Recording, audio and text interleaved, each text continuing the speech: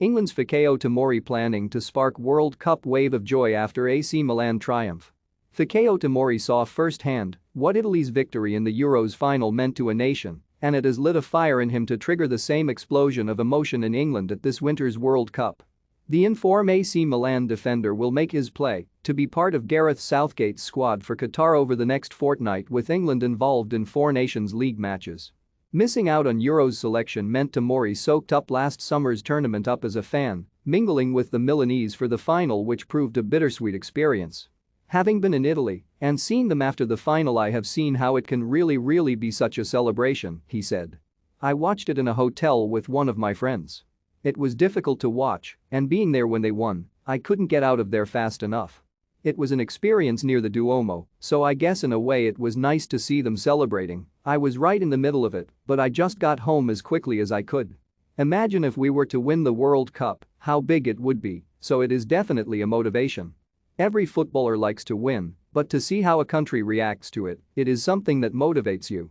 The Euros final may have stung, but for the most part Tomori has been living la dolce vita in Italy since his move, initially on loan and now permanent, from Chelsea.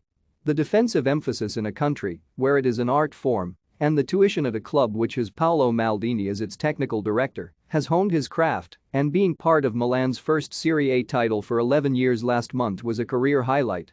No one expected us to do it. We knew we could, so when you do it, it feels even better. It was a really nice feeling, he said.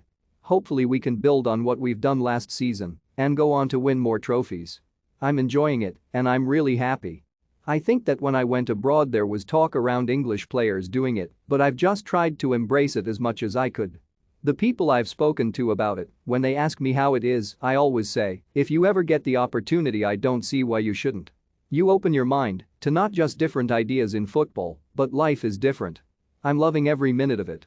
It has not always been this way for exports from English football, think Ian Rush and Paul Gascoigne, but it helps. The 23-year-old now speaks better Italian than Gazza does English. I was really keen to learn it to help me settle in better. Being able to communicate, I thought, was really important.